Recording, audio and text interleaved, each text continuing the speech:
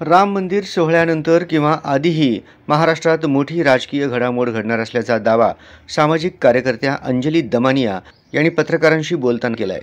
महाराष्ट्रात operation lotus जानेवारी महिन्यात होण्याची शक्यता आहे. सगळ्या निवडणुकांच्या आधी हे होईल. काँग्रेस ही फुटेल असा दावा सामाजिक कार्यकर्त्या अंजली दमानिया यांनी केला आहे. भारतीय जनता पार्टी राज्यातील काँग्रेस पक्ष येणाऱ्या काळात फोडेल असा दावा दमानिया यांनी केला आहे. त्यामुळे आमच्यासारख्यांनाच विरोधी पक्षाची भूमिका घ्यावी लागेल, लढावे लागेल. जो अमाप भ्रष्टाचार चाललाय आणि भाजपा भ्रष्टाचारांना आपल्या पक्षात ओढून घेते ते बघून दुःख होते. त्यामुळे आम्हाला वेदना होतात. हीच भाजपा भ्रष्टाचार विरोधात लढायची का असा सवाल त्यांनी विचारलाय. तसेच ज्या लोकांना राजकारणातून उचलून फेकून द्यायला हवे अशा लोकांना देवेंद्र फडणवीस मोठी करतायत अशी माझ्या मनात शंका आहे. जरांगेबद्दल म्हटलं जातं की ते एकनाथ शिंदेंच्या सांगण्यावरून करतात. तसं मी देखील ऐकलं, परंतु मला तसं वाटत नाही. आज लढायचे झाले तर कोणाविरोधातही लढले तरी त्यामागे बनावट कट रचला जातो.